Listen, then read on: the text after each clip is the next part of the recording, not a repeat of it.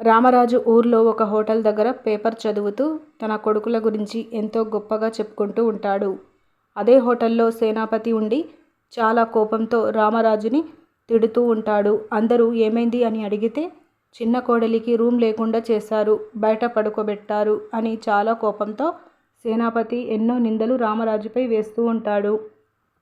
ఇక రామరాజు వేరే రూమ్ కట్టించేదాకా అన్నట్టు మాట్లాడుతూ ఉంటే సేనాపతి అందరి ముందు రామరాజుని చాలా అవమానిస్తూ ఉంటాడు. ఇక కట్ చేస్తే ఇంటికి వచ్చిన రామరాజు వేదవతిపై కోప్పడుతూ ఉంటాడు. అంతలో అందరూ అక్కడికి వస్తారు. ఇక రూమ్ గురించి గొడవ అని తెలుసుకొని శ్రీవల్లి స్టోర్ రూమ్ ఉంది కదా, మేము అందులో ఉంటాం అని అంటుంది.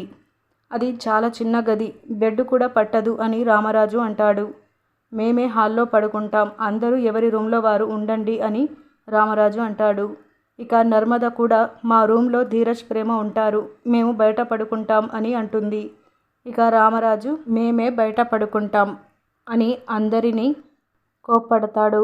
ఇక శ్రీవల్లి స్టోర్ రూమ్లో మేమే ఉంటాం అంటూ చందుని అడుగుతుంది. చందు చాలా సంతోషపడుతూ అమ్మా నాన్నల సంతోషం కన్నా నాకు ఏది ముఖ్యం కాదు అని అంటాడు. అంతలో శ్రీవల్లి కొత్త పెళ్లి కూతురు స్టోర్ రూమ్లో ఉందని ఎవరు ఏమనుకున్నా పర్వాలేదు, మేము అందులోనే ఉంటాం అంటూ డ్రామా ఆడుతూ ఉంటుంది. ఇక రామరాజు వేదవతికి ఏం చేయాలో అర్థం కాకపోతే ధీరజ్ ఉండి పర్వాలేదు, ఆ స్టోర్ రూమ్లో నేను ప్రేమ ఉంటాం అని అందరినీ ఒప్పిస్తాడు.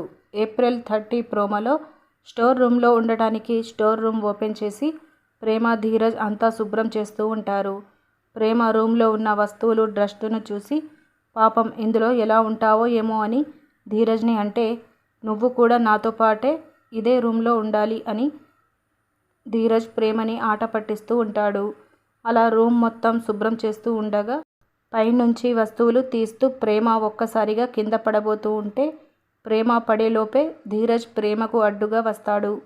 అలా ఒకరి వీపు ఒకరు సపోర్ట్ తీసుకొని ప్రేమ పడకుండా ఉంటుంది. ఇక ఒకరి కళ్ళల్లో ఒకరు చూసుకుంటూ ప్రేమ ధీరజ్ ఉంటారు. ఇలా మనకి చూపిస్తారు. ఇలాంటి డైలీ అప్డేట్స్ కోసం మన ఛానల్ని సబ్స్క్రైబ్ చేసుకోండి. Thank you.